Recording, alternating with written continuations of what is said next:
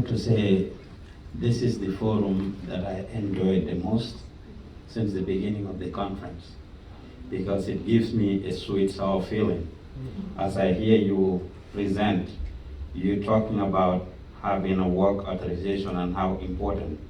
I want to inform this room that I have gone through renewing my work authorization 10 times. 10 times every year, paying $365 or thereabout dollars.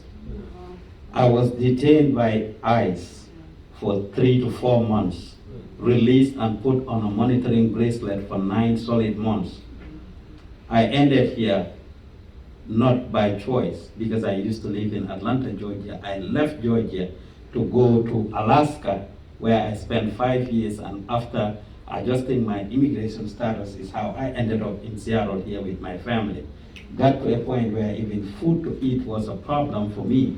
My light and electricity was disconnected. Didn't have access to medical health care or anything.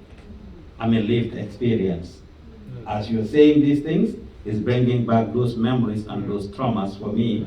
But on the same note, I am very happy. It is what made me establish the Washington West African Center and serving the West African communities here. So hearing you guys talk and mentioning all of these things is really great for me. My sister is here currently. She is having toothache and cannot access medical care because she doesn't have insurance. So the people you serve really need it. I want to appeal to all of you here today that are providing assistance. When immigrants come, refugees especially, and asylum seekers, please put yourself in their shoes. I am glad that you mentioned the cultural humility part. You may not know all the traumas and the things we are dealing with. I'm a little traumatized now just hearing some of the things you're saying. I'm being honest, because it brings back memories, and you can see a change in my tone. So I appeal to all of you to please take care of immigrants, especially asylum seekers, because you may not know what they have gone through going back to years ago or months ago from their countries. Our only crime is being in a foreign land. Thank you.